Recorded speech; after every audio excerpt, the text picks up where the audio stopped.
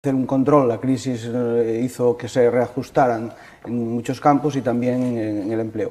Yo divido en dos partes, por lo tanto, no me alegra nada que se reduzca el empleo, ni en el servicio privado ni en el servicio público, por tanto, que se hayan perdido 1.500 empleos desde 2009, pues no me alegra para nada, ¿no?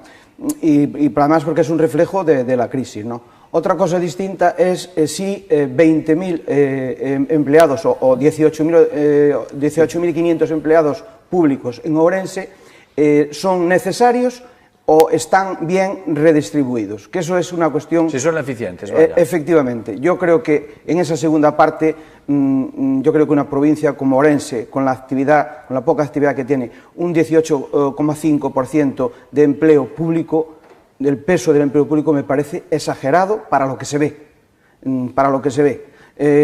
Creo que haciendo una redistribución como corresponde, yo creo que tendríamos que tener mucha más eficiencia, seguramente con menos empleo público. Y esto no estoy diciendo para nada que se eche la gente a la calle, todo lo contrario, ¿no? Pero quiero decir que hay dos partes diferenciadas y yo creo que el peso del empleo público en esta provincia, prácticamente donde el 100%, del 100%, el 50% está jubilado y el otro 50% está empleado, pero no pasan de 100.000 personas las que están activas, me parece una exageración para Ourense. ¿Sabes lo que? A ver, a veces hacemos analogías con la empresa privada, no quisiera ser injusto, pero bueno, se me ocurre ahora mismo. Bueno, aquí tenemos a una persona que es empresario, tú que estás también en actividades privadas, tú que estuviste en actividades privadas, yo creo que todo el mundo, si tú haces un plan para una persona que quiere montar un negocio de hostelería, tú le dices, mira, te van a hacer, por tu modelo de negocio, te van a hacer falta X personas. Sí. Correcto. Variando 1, 2. Claro, yo a lo mejor lo que echo de menos es decir, bueno, en una ciudad que tiene 108.000 habitantes, que tiene estas competencias, que tiene estas necesidades y estos servicios, ¿cuál sería el número ideal de funcionarios que necesita una administración, por ejemplo, el Concello de Ourense, o el de Xinzo de Limia o el de Carballiño? Pero me da la sensación de que a veces estamos un poco improvisando este tipo de cosas. Y va después contra la cuenta del presupuesto que tiene que drenar, si tiene 100 euros, tiene que poner 30 y tantos al servicio del pago de la nómina. Después lo que es el gasto corriente y después te queda una partidita así pequeña para invertir. Y entonces, claro, estás atenazado. Claro, Antonio, es... Muy poco margen de maniobra. Sí, muy poco. Entonces, claro, es decir, ¿cuántos hacen falta para una ciudad como Ourense? ¿700? Pues a lo mejor son falta 700. ¿Hacen falta 923? Pues a lo mejor son 923. Porque es que después dicen, no, es que determinados servicios no tienen personal. La policía se está quejando sistemáticamente. Muchísimo, y bomberos. Y bomberos, pues ves, a lo mejor ahí sí hacía falta. Hace mucha falta, pues, no, hace mucha falta. Sí, claro. A ver, es que esa es la clave, ¿no? ¿Cuántos necesitamos? Porque al final la empresa somos todos, la empresa es Ourense, claro. La empresa es este país. Lo que queremos es que funcione. Lo que no queremos es quitarle trabajadores ni mano de obra a nuestra empresa. Es decir, tiene que funcionar. Ahora, ¿sabemos cuánto necesitamos? Ahí es donde está el quid de la cuestión.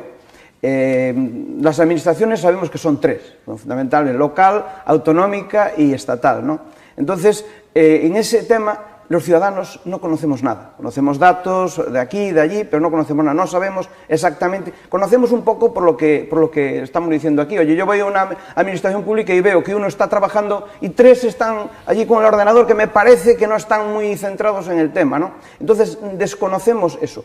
Esa es la cuestión. El equilibrio de la administración en cuanto al número de trabajadores necesarios es uno de los temas pendientes en este país. Aquí hemos crecido durante 40 años de una manera bestial, metíamos gente en todas las administraciones, todo lo que podíamos de la administración local, porque por muchos motivos, entre ellos, pues metemos por ahí que pagamos favores y cosas que tenemos, no solamente hay que ir a las alcaldías y ver todo lo que hay por ahí, ¿no? Entonces, claro, ahora nos encontramos en una situación de crisis y nos encontramos que están seguramente muchos y mal colocados, y ese es el problema. Ese es uno de los grandes problemas de este país, el equilibrio del sector público en cuanto al número de funcionarios y de su reubicación. Pero eso, claro, eso va contra el bolsillo de los ciudadanos. Claro. Reconocer derechos que, oye, Sí, pero es que la administración tiene un funcionamiento distinto al sector privado. Entonces, cuando una persona se contrata durante un número de años determinados y está haciendo un servicio, después a lo mejor, si lo quieres despedir... Sí, pero si tú entraste por un decreto, sí, como cargo de confianza, entras por un decreto como cargo de confianza. Jurídicamente es discutible, o sea, la cuestión... A ver, bien, se gana en un juzgado... No, ganó en todos. Explicarme, cualquier se puede ganar en persona... uno y perder en otro. Que nos acompaña hoy Tino Iglesias, también Eladio Fernández y Abel Fraga. Jacome y Da Costa, únicos ediles que evitan publicar sus bienes, es uno de los asuntos que trata el periódico en el día de hoy. Los dos concejales de Democracia Ourensana y PSOE incumplen el reglamento sobre transparencia de cargos electos, es decir, en su condición de representantes públicos tienen que decir en el momento que toman posesión, y son, insisto, cargos públicos, los bienes que tienen, los bienes privados que tienen. Bueno, dos personas, insisto, que no han hecho esos deberes. ¿Es la excepción? ¿No hay que darle mucha importancia o debería la galería? Cierro comillas. Eladio. Bueno, con respecto a este tema, yo creo que, vamos a ver, una persona que va a la política sabe que tiene que ir presumiendo de la mayor transparencia posible, ¿no? Entonces, por un lado, además, si está regulado, pues se debe hacer una declaración. Yo estoy de acuerdo que se debe hacer una declaración. Pues yo entro en la política y tengo esto, no hay ningún problema porque para eso voy a la política y ahí está. Otra cosa ya es que eso esté pues bajo la tutela del secretario, para que en caso de tener un interés razonado, por lo que sea, porque hay un procedimiento judicial, porque haya una comisión de investigación, es decir, que evidentemente, o una duda, lo que sea, pues el secretario, sí, yo aquí tengo la declaración, certifico, pum, interés. Ya tenerlo pues a libre disposición de tal, pues yo creo que no es necesario, tampoco eso contribuye, sino tenerlo para que una vez que sepamos que se va, pues este señor entró, tenía esto y se fue, tenía esto otro. Y que esté siempre a la vigilancia y el cuidado de un personal público competente como es el secretario del Concello. Por tanto, me parece perfecto, ¿no? Con respecto a Jacome, bueno, pues vamos a ver, claro, cada uno es libre de hacer lo que cree conveniente. Yo me parece que se debe aportar la declaración.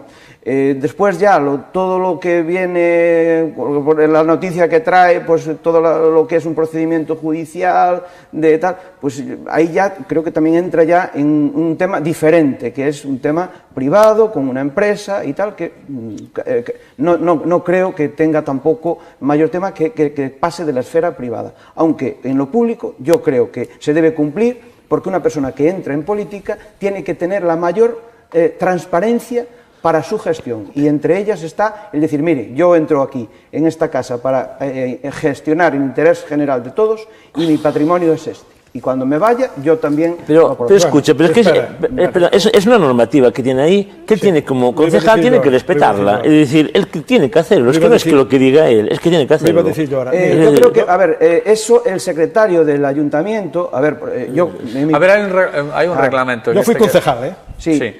El secretario ya lo pide, es decir, cuando tú entras en una corporación... Cuando tomas posesión, el secretario, o secretaria que haya, te manda una cartita diciendo que hagas tu declaración de bienes para la secretaría del ayuntamiento correspondiente a la diputación y tal. Entonces, eso, yo por lo menos en mi época que pasé por ahí, pues así era, ¿no? Y sigue siendo así, yo fui 20.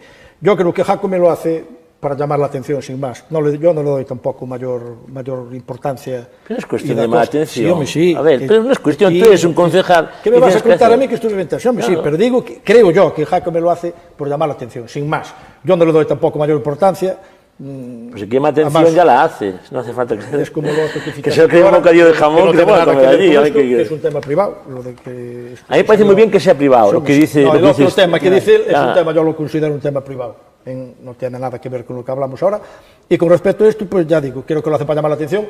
Yo, lo poco que lo conozco, pienso que es un amorrado. O sea, no es que yo ahora vaya... No, simplemente, decir, en principio no sabemos si realmente los motivos, si se incoó un expediente. Evidentemente hay un reglamento de régimen interior, pues que se... Puede el alcalde incoarle el expediente. Puede, claro, seguramente, ¿no? Y bueno, por expediente... Y él dice que no lo hace en el caso de Jacome porque le parece un paripé. Vale, pues bueno, pues es el argumento.